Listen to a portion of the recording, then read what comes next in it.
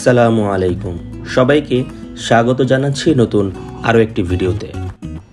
আর এবার চলে এসেছি শিল্পাচার্য জয়নুল আবেদিনের হাতে গড়া সোনারগাঁয়ের ঐতিহাসিক জাদুঘরে। আজ সারাদিন আমরা এখানে থাকবো, ঘোরাঘুরি করব এবং আপনাদেরকে জানাবো সোনারগাঁয়ের ইতিহাস ও ঐতিহ্য।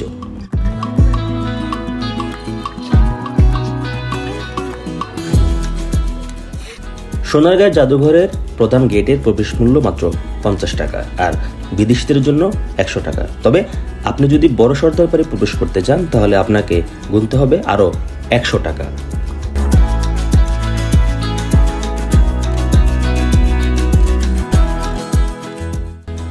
প্রাচীন মুসলিম শাসন আমলে 1296 থেকে 1608 সাল পর্যন্ত সোনারগাঁ বাংলা প্রদেশের রাজধানী ছিল। এরপর রাজধানী ঢাকায় স্থানান্তর করা হলে সোনারগাঁয়ের প্রাধান্য কমে যায়। দুটি ভাগ বিশিষ্ট সর্দার বাড়ির ছোট প্রবেশ মুখের ভাগটিতে একটি দেয়াল লেখন থেকে জানা যায় যে এই ভবনের পিছনে চারপাশের 3টি ভবন মুঘল আমলের প্রথম দিকে নির্মিত করা হয়েছে এবং মধ্যভাগের লাল বর্গাকার ভবনটি বাংলার 12 ভূঁইয়ের সময় নির্মাণ করা হয়েছে। সামনের অংশ 1902 সালে নির্মাণ করা হয়। এর নিচতলায় 47টি এবং দ্বিতীয় তলায় মোট 38টি কক্ষ বিদ্যমান রয়েছে।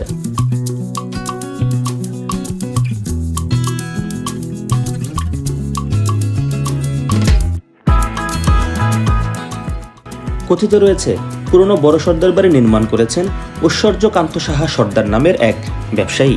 তখন থেকে এই বাড়ি বড় সর্দার বাড়ি নামেই পরিচিতি পায়।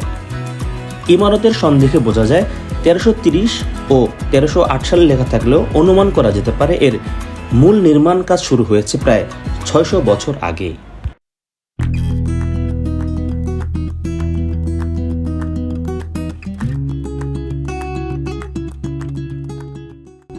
উনিশশো 71 সালে বাংলাদেশ স্বাধীন হওয়ার পর বাংলাদেশ সরকার এটি অধিগ্রহণ করে এবং পরিত্যক্ত অবস্থায় রক্ষিত হয়। পরবর্তীতে 80-র দশকের প্রথম দিকে প্রত্নতত্ত্ব বিভাগ এটি উদ্ধার এবং আংশিক সংস্কার সাধন করে। তখন এটিকে লোক ও কারুশিল্প জাদুঘর হিসেবে গড়ে তোলা হয়। 2012 সালের দিকে CSR কর্পোরেট সোশ্যাল রেসপন্সিবিলিটি অর্থাৎ সামাজিক দায়বদ্ধতার অংশ হিসেবে কোরীয় বহুজাতিক কোম্পানি ইয়ং ওয়ান কর্পোরেশন $20 লক্ষ ব্যয়ে সর্দার বাড়িটি যথাযথভাবে সংরক্ষণের উদ্যোগ নেয়।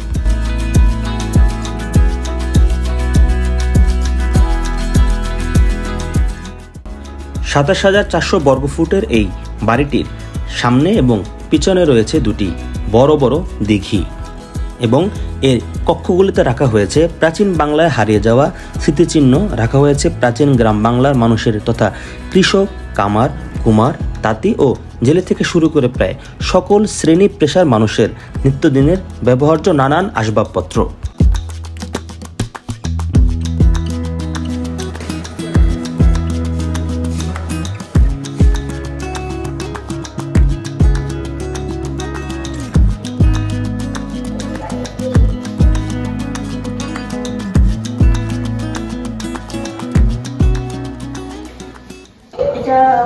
এটা বোধহয় গিয়ার 8 9 10 11 12 ঠিক আছে দিয়েছে।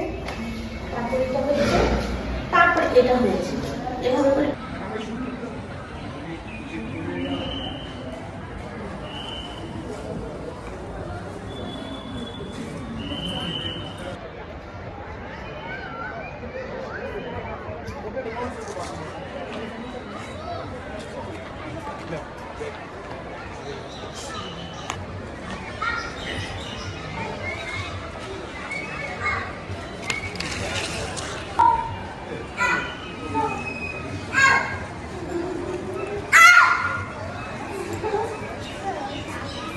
তাদের কোন একটা ঘাটে ঢোকার জন্য রুম ছিল।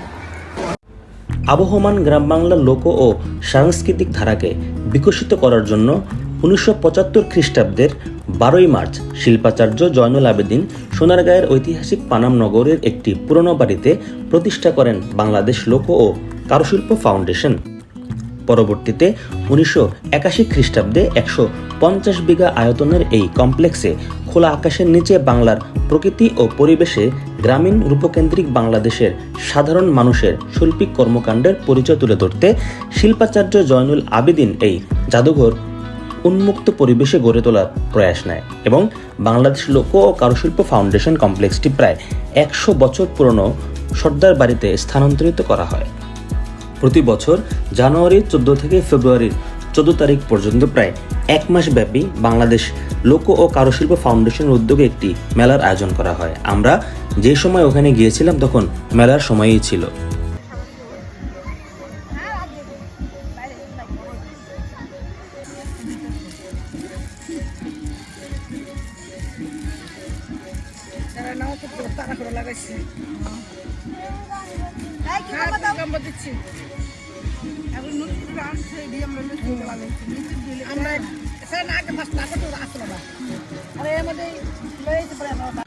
আপনারা যারা সারাদিনের জন্য এখানে ভ্রমণ করতে আসবেন তারা চেষ্টা করবেন বাড়ি থেকে খাবার নিয়ে আসার জন্য, কারণ এখানের ভিতরে এবং বাইরের খাবারের মান খুব একটা ভালো নয়। খাবারের পর্ব শেষ করে নুসাইবা এবার যাচ্ছে তার আনন্দ আয়োজনের দিকে।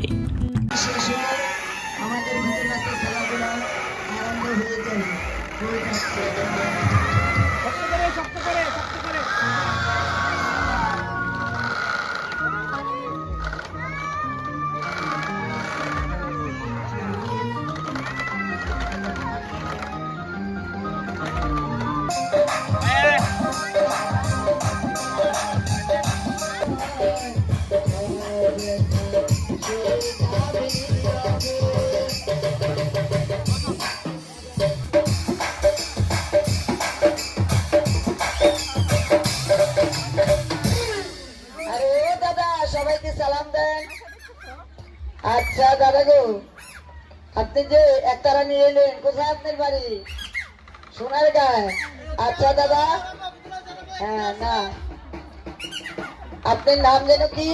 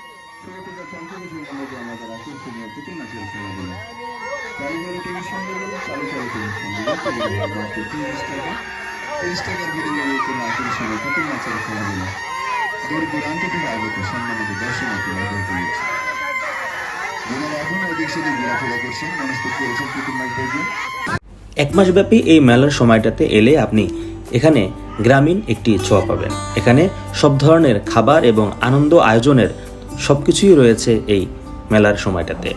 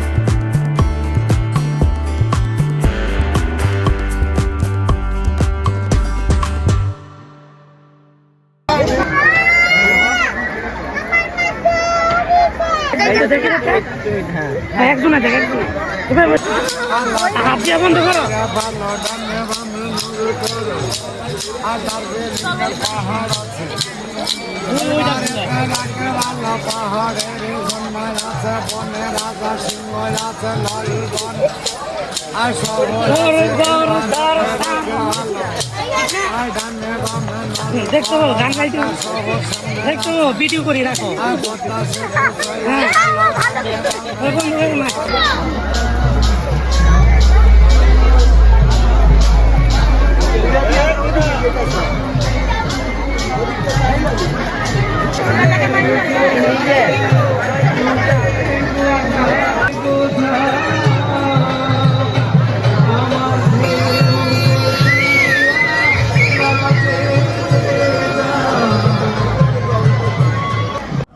মাসব্যাপী সোনারগাঁ লোক ও কারুশিল্প মেলার এই স্থানটি একটি মিলন মেলায় রূপান্তরিত হয়। বিভিন্ন শ্রেণী পেশার মানুষ এখানে নিয়ে আসেন তাদের পসরা সাজিয়ে। কি নেই এখানে?